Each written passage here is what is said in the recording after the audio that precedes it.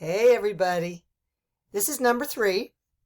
So if you've been following along, this is module 3 of the D.R.E.S.S program, D.R.E.S.S for Health Success, and we're still on diet. So I'm down here in the corner. Let me get me situated here. Hopefully you guys can see me. It's looking a little bit faded there. Okay, so the last time we started with the 3 diet fails that produce inflammation and chronic disease. We first were talking about cereal grains. I mean, just think of the average child starting their day with cereal and milk, having pasta, having bread, having all these things. This is a chronic dietary fail. Secondly, I've been talking here about industrial seed oils. So this way of taking seed oils and putting them through all sorts of toxic deodorizing and bleaching, etc., so that these oils can stay on the shelves for years, so that we can cook with them over and over and over in restaurants and put them in all of our packaged and processed foods.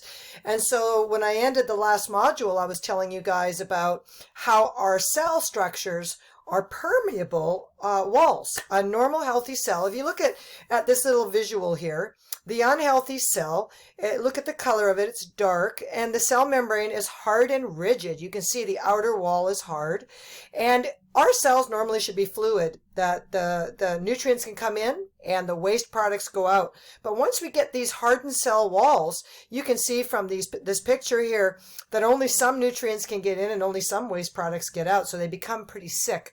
Every cell just becomes sick. And what do you think happens to that permeable cell wall when people are living on these industrialized seed oils? So what happens is these oils, these trans fats, harden that outside wall. Now, if you look on the right at the healthy cell, that cell wall should be soft and permeable. So what are some of the things that should normally be going in and out of our cells? Well, one example is hormones. So insulin should be able to go in and out, female hormones, adrenaline. I mean, our hormones should go in and out of cells with no problem. But you can tell on that cell on the left, when that wall is hardened, there's no ability for this to happen. The cell is toxic. Everything is stuck. Things are not fluid. Things are not moving. So it's really important when we start having all sorts of cellular structure problems. We're having autoimmune disorders. Our body is toxic, is sick. It's holding on to the toxins. And where are they really? All the toxins are getting stuck. They're getting stuck in our cells. And think about this. Our cells are replicating every single day. Millions of cells, they replicate, they turn over new cells. But cellular structure, as it begets new cells, they're going to be at the same level of health as the last cells. So really, as we degenerate over time, our cells are breaking down and they're only reproducing at the cellular health that we're at.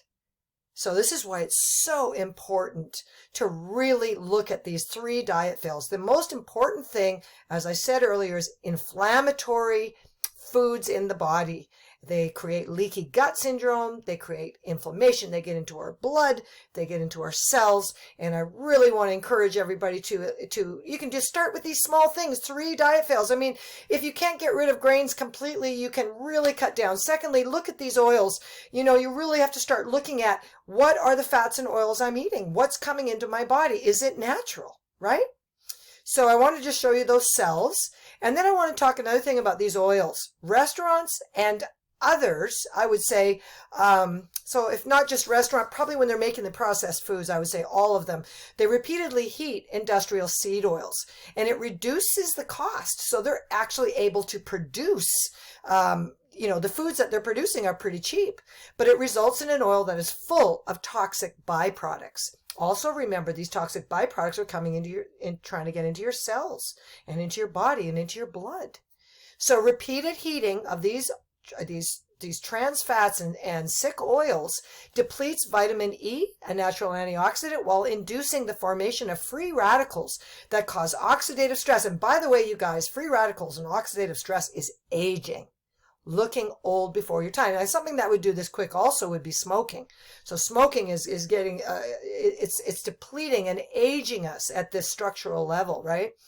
So, but these oils can even do it faster than smoking. It's amazing, right? So it causes oxidative stress and damages our DNA, proteins, and lipids throughout the body.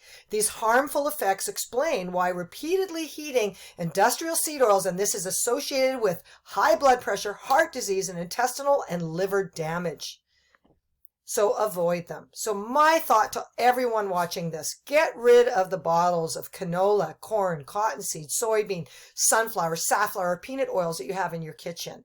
Take note of your organic salad dressings and all the other condiments in your fridge. Start reading those labels. See what we've got going in there. You're going to see a lot of soybean oil. Look at your gluten-free products and all the things that you buy that you're thinking are healthy. Start reading those labels and start looking for these hydrogenated oils and fats. Stop eating processed foods, as these are a significant source of industrial seed oils.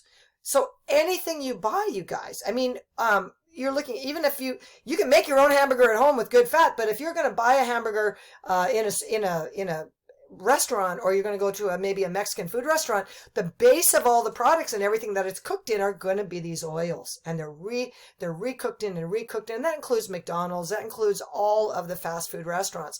That's why they have that certain smell when you go in there. And as a colon hydrotherapist giving colonics, I tell you, when people eat a lot of these foods and we have a colonic, I can smell in the room, we're smelling all these fats. You can smell them.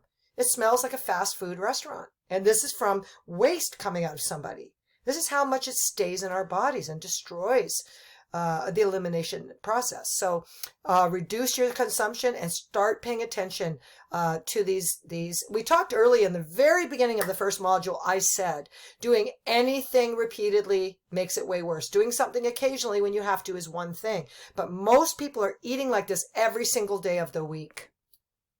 The third diet fill, the first one, cereal grains. The second one's in industrial seed oils. The third one is sugar and fructose. So fructose would be high fructose corn syrup, and that's in everything. So first of all, I want to preface this by saying, I recommend watching the YouTube video entitled Sugar, the Bitter Truth by Robert H. Lustig, MD. It has reached over 10 million views. It's the most fundamental understanding you'll ever get on the havoc created by sugar. So it's really important. A quote from that same doctor says, sugar can act like a poison in high doses, and the amount in our diets has gone beyond toxic. Inflammatory sugar, there's that word again. It causes inflammation.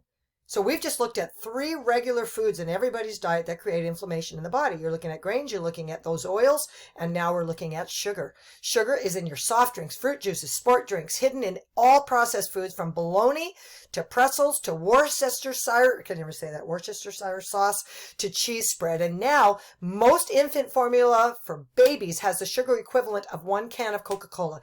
Babies are being metabolically poisoned from day one of taking formula. Not to mention there's usually soy in that as well.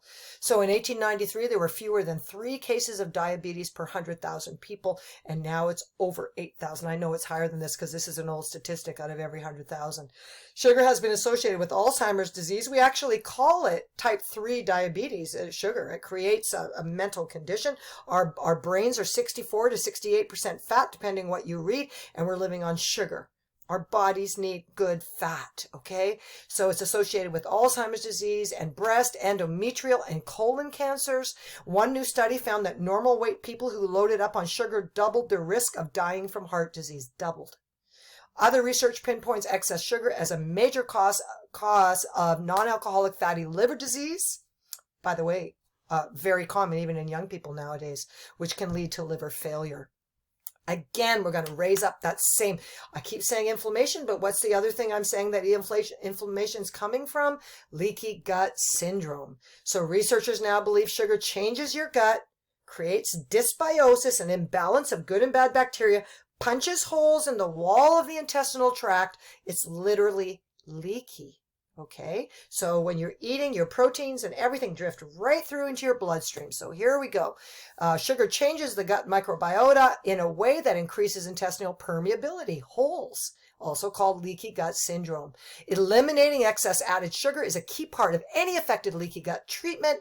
Added sugar feeds yeast as well, candida, and bad bacteria that damages your intestinal wall, again with leaky gut. This means chronic low-grade inflammation that sugar triggers, and it can lead to the transfer of substances from the gut to the bloodstream, this can trigger obesity and other chronic metabolic diseases. Now, here's a great picture.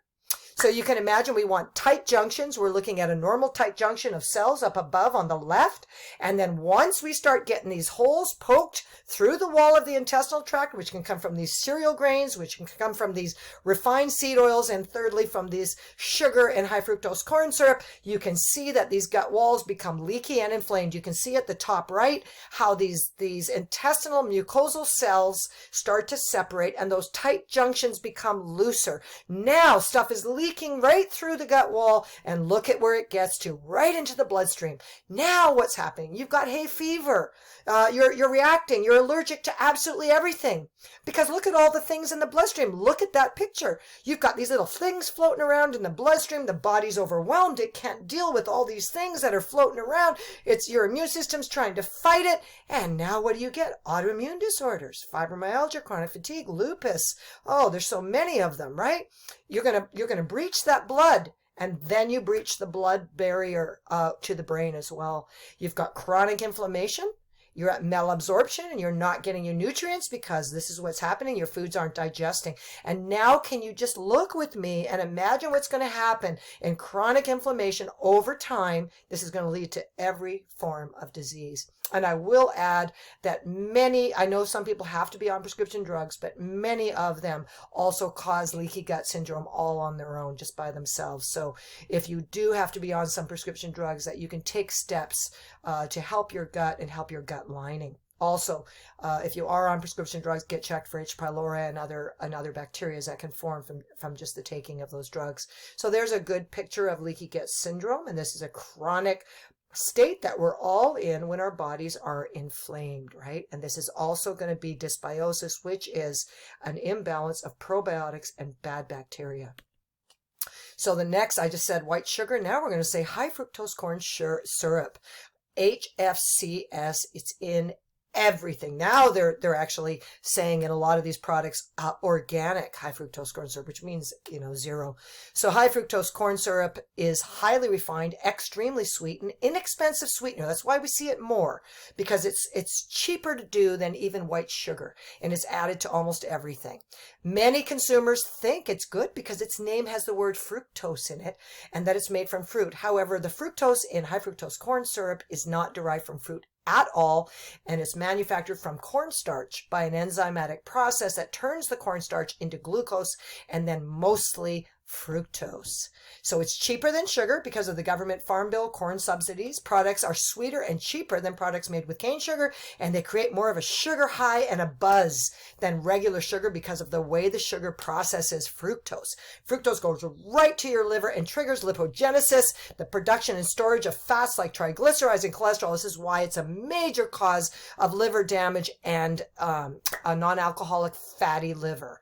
It affects 70 million people, which is major, and it absorbs the glucose, triggers big spikes in insulin and the body's major fat storage hormone, and both of these lead to increased metabolic inflammatory disturbances, appetite and weight problems, diabetes, heart disease, cancer, dementia, and more. I just mentioned Alzheimer's, dementia, coming from what we call type 3 diabetes, living on sugar and lots of carbohydrates and high sugar and high fructose corn syrup. Can't you just see how this can happen? So here's some picture, and we see these every single day in our stores. Look at this. High fructose. What's it in? Jams. What's it in? All the cookies that you don't make from scratch, that you know what the fats are. This is all made from these industrial seed oils, high fructose corn syrup, even yogurt. I think Dannon yogurt's been bought out now by some other company. If you read the ingredients, there's actually not even any true real food in it. Look at the hamburger. Look at the French fries in the industrial seed oils. So high fructose corn syrup is always found in very poor quality foods that are nutritionally empty and filled with all sorts of other disease-promoting compounds, trans fats, salt, chemicals, and mercury. Again, we're looking at heavy metals. We've talked about nickel being in the slurry of making the industrial seed oils, and now we're seeing that high fructose corn syrup has actually got mercury in it. So you see the heavy metals, the autism, the ADD, the ADHD, the problems that we're having because so many of these foods, so-called foods, are loaded with these these basically these toxins. So I'm going to end here. I'm going to go into module 4, you guys. So please go straight over. We're on high fructose corn syrup and sugar, and I'm going to see you on the next module, which is module number 4, and we'll talk to you in a minute.